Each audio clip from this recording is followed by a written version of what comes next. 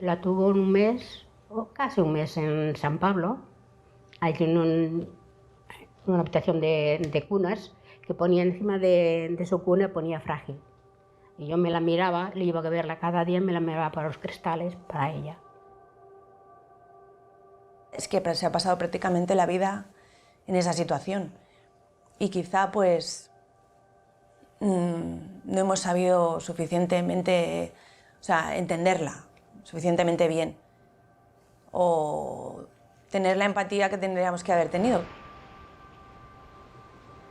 Me arrebataron el rol de ser yo misma, con mis ideas, de ser niña en aquella época, de ser adolescente en aquella época y de ser adulta en aquella época.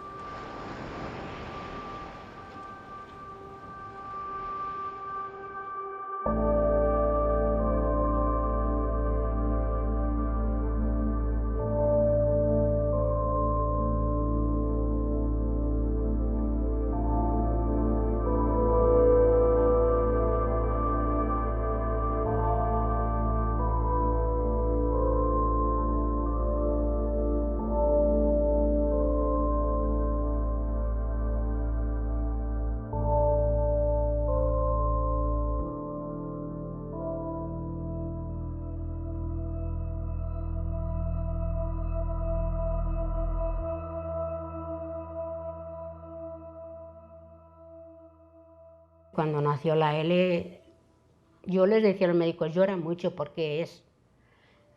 no me decían nada, no te preocupes. Y cuando salí del hospital ya me lo han dicho, dice, es que tiene los huesos de cristal. No tenía ni idea de qué era esto, no lo había oído nunca. No tengo ningún recuerdo específico de que me dijeran, o concreto de que me dijeran que tenía la enfermedad. Simplemente, bueno, es que no consideraba mucho que tuviera... No podía andar. Para mí era simplemente que no podía andar. Lo de que era más frágil, entre comillas, bueno, entre comillas y sin comillas, que era más frágil, lo sabía, pero tampoco tenía mucho cuidado. O sea, sabía que no me podía tirar encima, pero como encima tampoco hay mucha gente que tampoco te puedes tirar, que no pasa nada. La osteogénesis imperfecta es una enfermedad genética que afecta predominantemente a la producción del colágeno. El colágeno es una proteína que está muy abundante en muchas zonas del cuerpo, pero principalmente en los huesos. Por eso, una de las principales manifestaciones de la osteogénesis imperfecta es la fragilidad de los huesos, que produce pues, un mayor número de fracturas y una mayor deformidades óseas.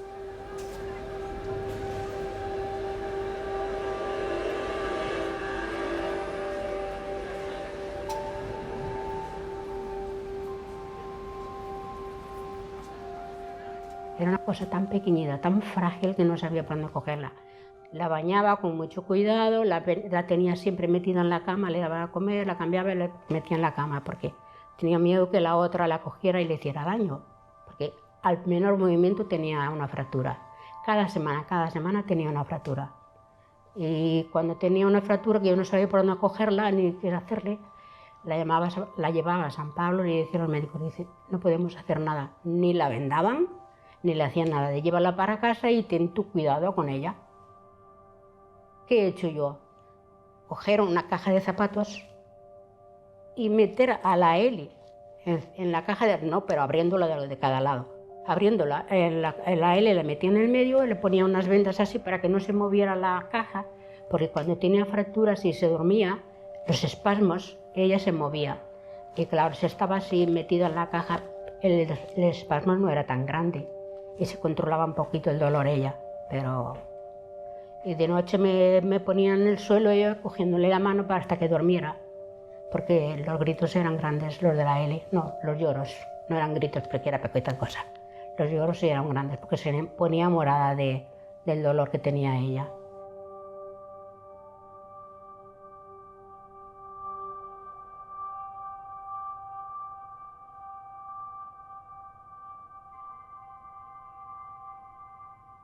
Mis padres ni mi familia me explicaron nunca en sí lo que era la enfermedad.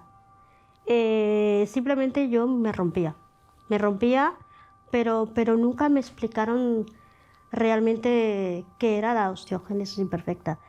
Solo eran huesos de cristal para mí, por lo tanto me rompía o no me rompía. Tenía que tener cuidado, no moverme y ya está, era lo único que yo sabía. Cuando era joven o no tan joven, o desde que yo tengo uso de razón, mi madre pues no no me dejó hacerme cargo de responsabilidad, ni me dio responsabilidades, a pesar de que yo pues se las exigía y quería hacerlas, y que yo nunca pues le he dicho que no a hacer nada. Incluso a mi hermana pues le decía que yo, porque ¿por qué no? Yo podía hacer muchas cosas y puedo, ¿no?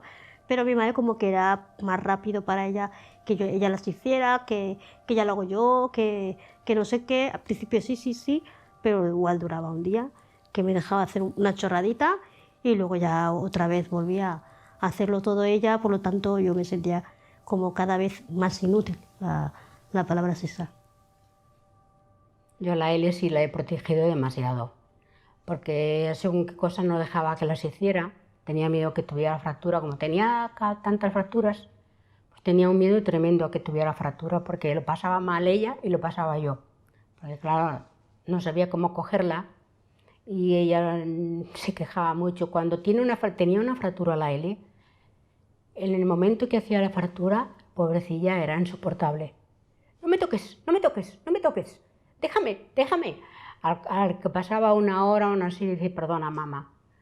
No sabía lo que hacía, claro, tenía hasta que ella se ve que se concentra y el dolor se le va menos.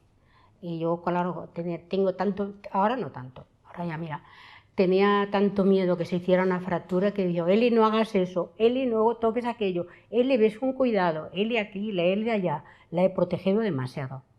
Ahora, visto ahora, pero antes no lo veía, que la protegía demasiado. Y ella ahora sí que me lo dice, mamá, es que me has protegido tanto que soy menos de lo que tenía que haber sido. Digo, pero bueno, yo llegué hasta donde llegué, no podía hacer otra cosa.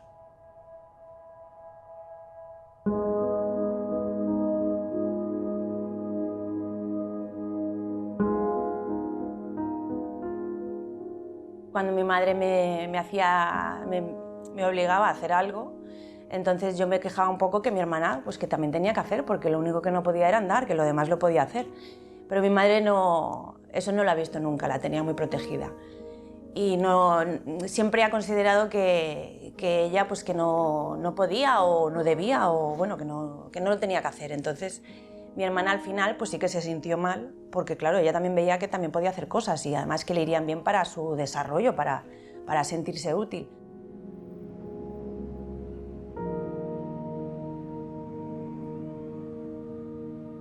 Cuando yo era pequeña, evidentemente me fracturaba muchísimo, muchísimo. Yo tengo en mi cuerpo más de 200 fracturas, pero la mayor parte son cuando era pequeña. Y tratamiento nunca he tenido. Y cuando me fracturaban, solo me querían ver lejos, me ponían yeso porque no les tocaba otra. Yo creo que eso no sería negligencia médica, y a veces, bueno, pues, incluso han hecho negligencia médica porque le dijeron a mi madre que mejor que me curara ella, por decirlo de alguna manera. Evidentemente mi madre no es ni buena enfermera, ni ha estudiado para eso, ni cómo poner, y me hacía lo que podía. Y no hacía nada, claro, no lo hacía bien, como es lógico, porque no tiene ni idea.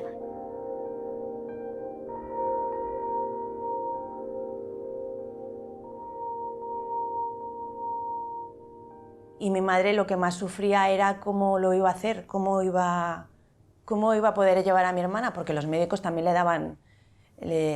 daban como una fecha de caducidad a mi hermana constante. Entonces mi madre, con todo eso, llevarlo, todo eso, creo que fue demasiado. Todas las circunstancias que rodearon a mi madre de poderlo sobrellevar, y que, a pesar de que sigue con un poco la depresión, creo que, bueno, que nadie lo hubiera llevado tan bien. La familia en muchos casos se siente superada. Se siente superada por el problema, por un problema que para ellos es la enfermedad con el que viven en casa. Tienen que enfrentarse a una serie de situaciones cotidianas y con eso tienen suficiente. Encima, tener que informarse sobre qué es la enfermedad, sobre qué tratamientos hay que darle, qué tratamientos tienen éxito, qué tratamientos no los tienen. Esto es demasiado complicado, sobre todo si pensamos que se trata de una enfermedad en la que cada día pueden aparecer fracturas, pueden aparecer estancias en el hospital imprevistas, pueden aparecer problemas imprevistos. Entonces, muchas veces la familia en estos casos delega completamente en el médico.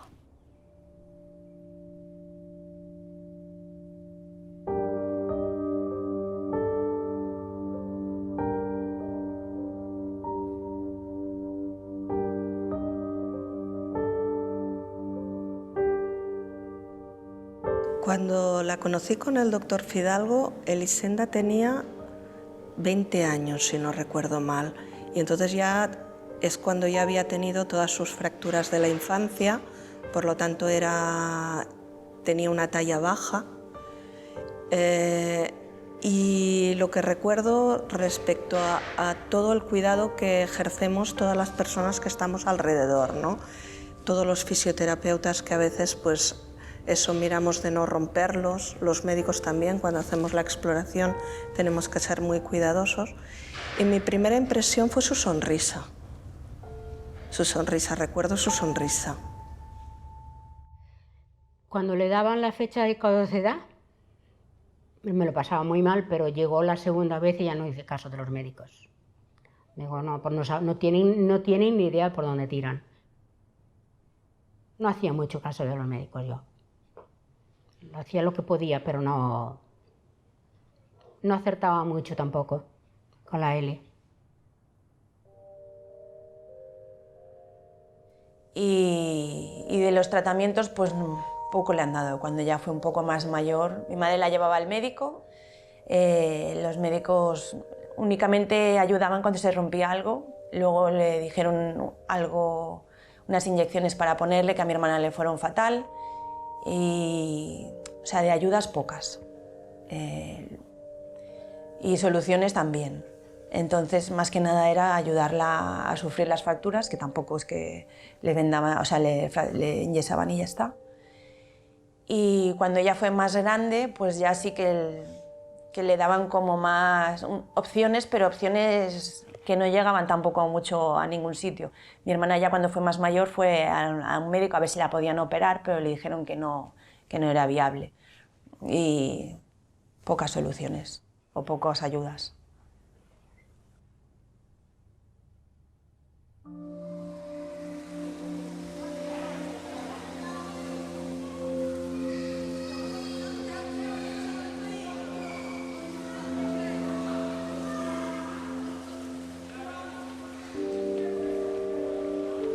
A veces me preguntan las familias, ¿y puede hacer fútbol?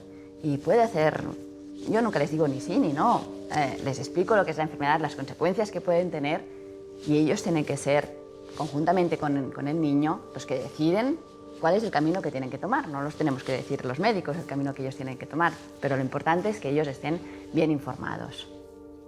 Fue a lo largo de los años, cuando empecé ya tenía 27, 20 y algo de años, que me fracturé y fui claro, evidentemente a urgencias, y me dijeron qué tipo de osteogénesis imperfecta que tenía, y yo no sabía ni que existían los tipos. O sea, yo solo sabía que tenía osteogénesis, y pues a raíz de ahí empecé a investigar.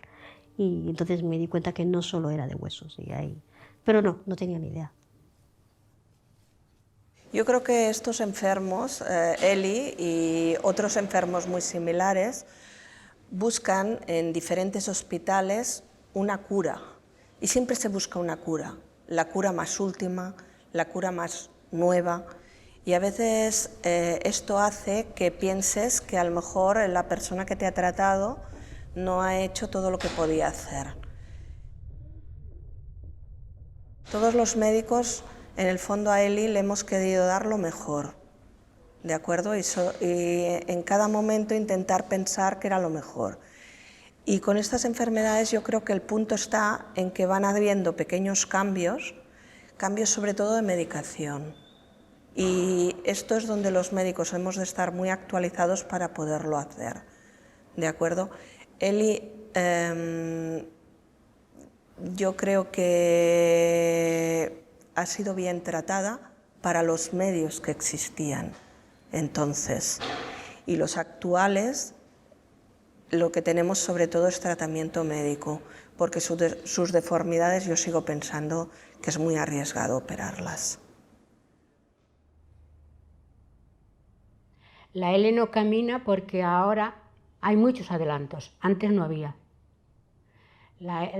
Ahora pueden ponerles hierros en lo que sea, en las piernas o lo que sea, y pueden crecer más. Y pueden, no sé, están distintos, hay muchos más adelantos. Antes no había ninguno, a menos para mi hija no me los han dicho. Simplemente cuando nació sí me han dicho que le pusiera calcetonín, me acuerdo de la marca, que la pinchara yo cada día y le ponía calcetonín hasta que llegó un momento que no le hacía nada, entonces ya dejaron fuera. Pero los médicos no me dijeron nada más para darle. Y yo no tenía ni idea, pues no podía averiguarlo. Y a lo mejor tampoco daba más de mí. No sé cómo decirlo.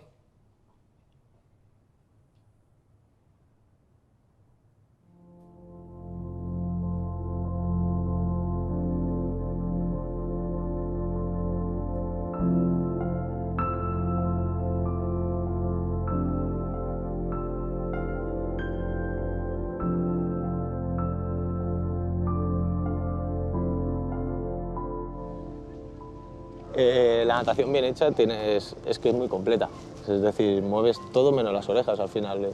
Entonces, para empezar, implicas toda la coordinación y todos los músculos y todos los grupos musculares, extremidades y tal. A partir de ahí, si encima te falla alguno, puedes tirar con los demás. No tienes impactos, cosas que deportes como el atletismo, tal, no sé qué, pues al final rodillas, tobillos. Bueno, tienes todas esas pluses, ¿sabes?, que hacen que sea el deporte recomendado por referencia para problemas médicos, y en este caso, justamente cuando tienes una discapacidad, pues el agua te iguala, es decir, una persona en sí ya tiene más movilidad en el agua que fuera.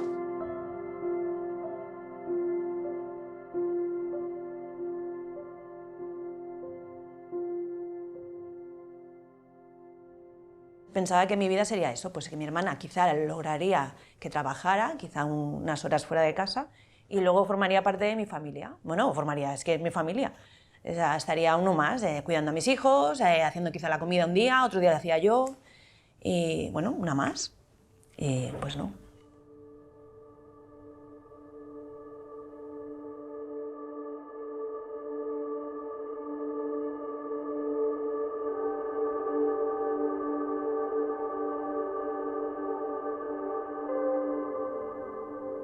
Era muy consciente de todo. Era consciente de que yo creía y tenía la sensación de que podía realizar demasiadas cosas, o sea, muchísimas cosas más de lo que hacía, y que todos los miedos eran relacionados con la familia.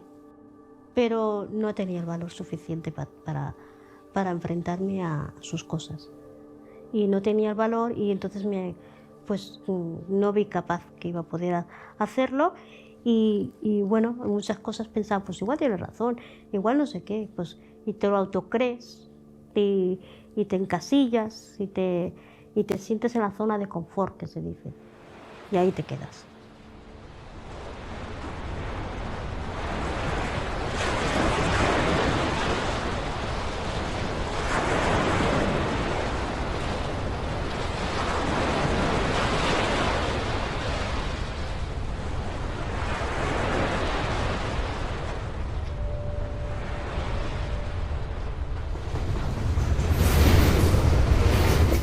Pero algo le pasó, no sabemos si fue algo que le hizo mucho daño y le hizo cambiar, y entonces supongo que le hizo o hundirse o superarse, y decidió superarse.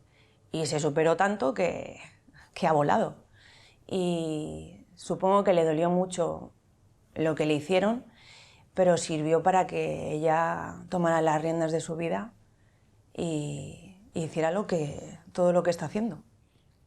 No sé, o sea, he sentido rabia, muchísima ira, porque veo que ahora puedo hacer muchísimas cosas que evidentemente cuestan. No voy a decir que no cuesta, porque cuesta sudor y lágrimas, y lloro un mogollón, lloro más de lo que la gente se pueda llegar a imaginar, porque una cosa es que se me vea reír, que otra cosa es lo que estoy como se ve que detrás de los escenarios, como se suele decir. Pero así al principio tenía mucha rabia, hasta que he empezado pues, a asimilar de que todo viene cuando llega, cuando te sientes preparado, y que tienes que disfrutar el momento de que has cambiado, y que llevo 4 años súper bien, y que hay gente que ni lo consigue, ni lo hace.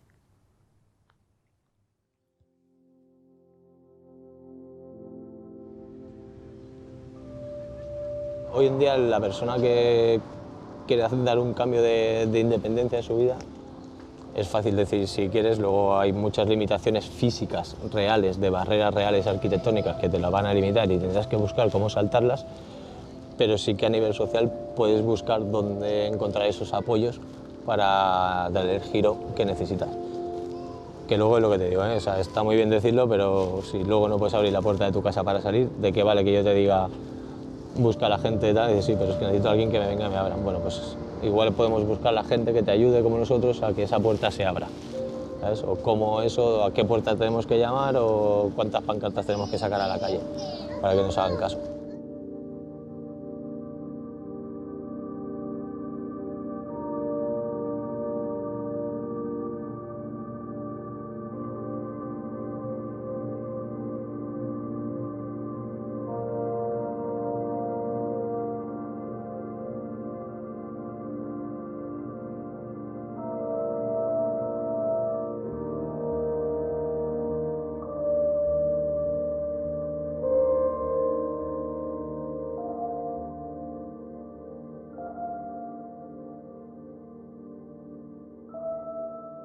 Y antes, cuando la Eli no tenía trabajo y no salía, solamente salía conmigo, yo también lo pensaba, ¿qué será de ella el día de mañana cuando yo no esté? También lo pasaba muy mal, yo pensaba siempre, ¿qué será de ella? Porque la hermana tiene su vida, no va a estar con su otra hermana. Pero ahora ya sé que ha descanso, porque sé que valdrá para ella sola, para estar en un piso, la Eli se ve capaz de hacerlo, ahora ya sí. La barrera también era la puerta que tenía, que no podía abrirla, gracias a ahora el entrenador que tengo y amigo, que tengo que decirlo, me va a matar, que es Chus Collado, y su amigo también, que se llama Jesús, José, perdón, que me pusieron la técnica de la puerta de abrir, como yo digo, la prisión, que es mi casa, porque entonces tenía que pedir permiso para que intentaran, para ayudar a abrirme la puerta, no sé qué, unos cuantos. Ahora, esa es otra barrera, y la barrera es la mierda de los miedos. O sea, esa barrera es la que tenemos todo el mundo, tengamos o no tengamos alguna cosa. Es la peor barrera que se tiene.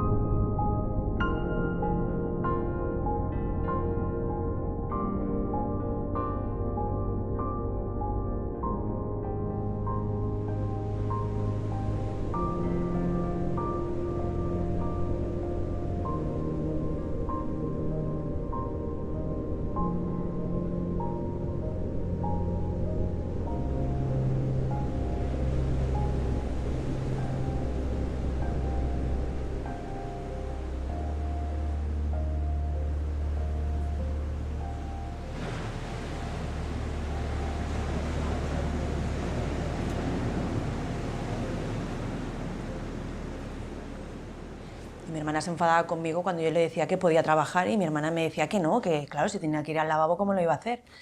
Y ahora pues está sin ir al lavabo horas, o sea, es que creo que la primera no se veía capaz o que no sabía que era capaz era ella misma.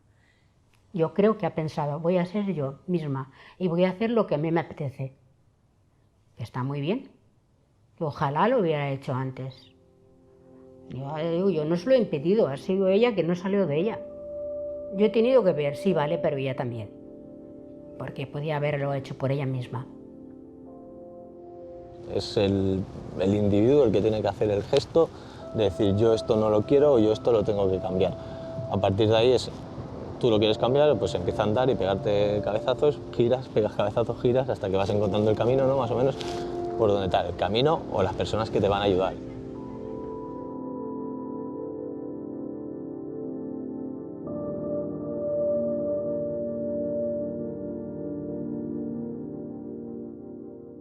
Yo siempre me he preguntado cómo es que me vino sola a los 40 años el cambio. Esa pregunta no se tiene que hacer uno, simplemente te viene, cuando uno está preparado, ya está.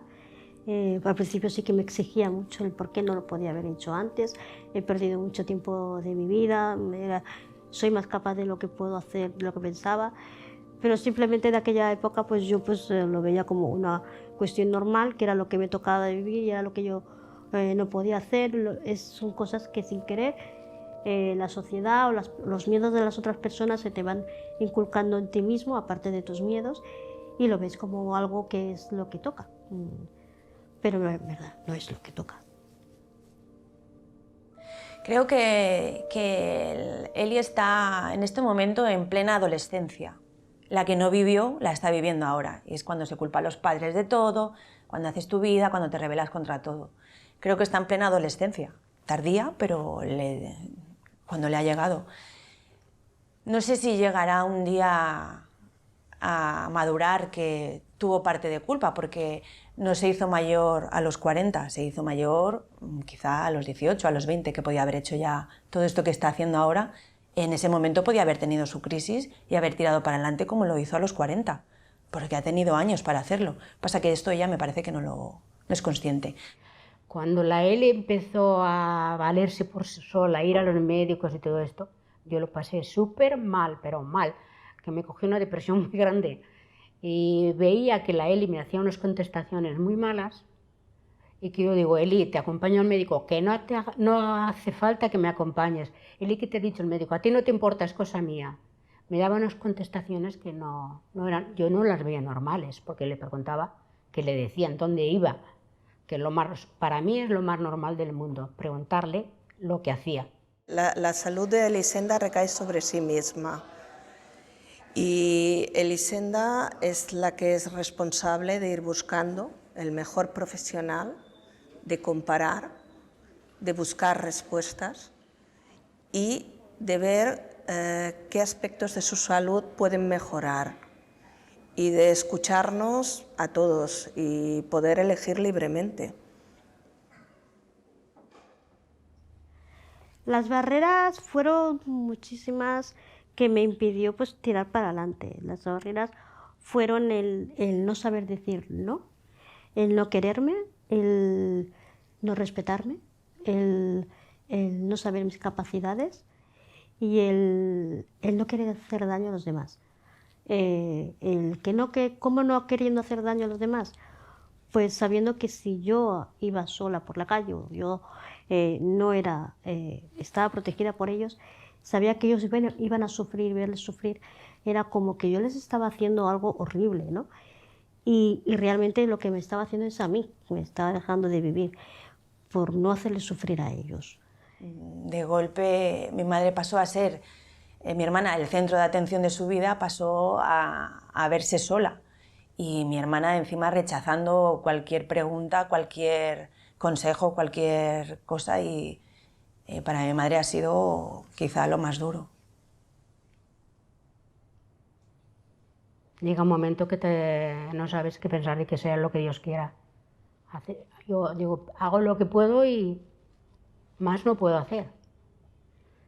Y ella ahora no lo ve. Bueno, claro, no lo ha pasado, ella lo ha pasado, era niña y no se enteraba, pero bueno, supongo que cuando algún día se dará cuenta de lo que hice todo por ella, porque me he encontrado sola completamente. Y es muy triste, ¿eh? Encontrarse uno solo.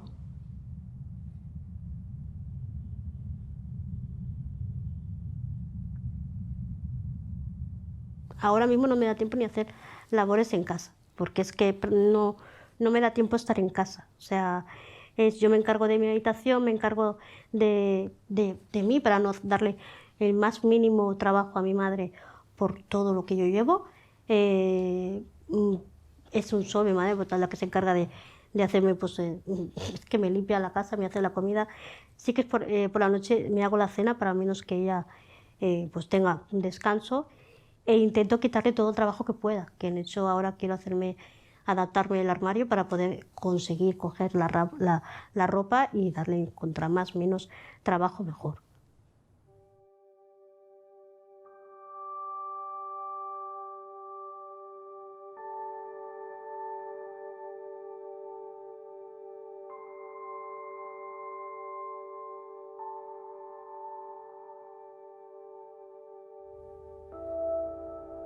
me vi a la Eli, no sé, digo, no tiene sentimientos esta hija, no tiene sentimientos, no mira, no sabe si yo estoy pasando bien o estoy pasando mal, pasa.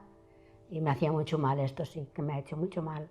Pero ahora no, ahora lo doy por satisfecho todo lo que ha hecho.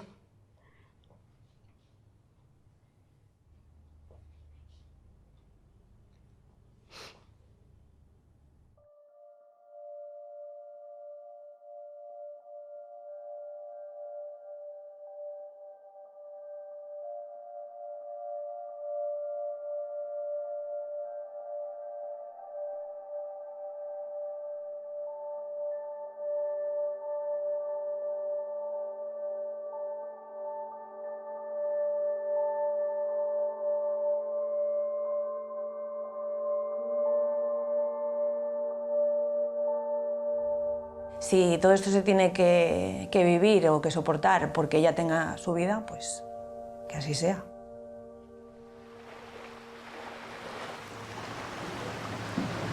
L3, toma 1.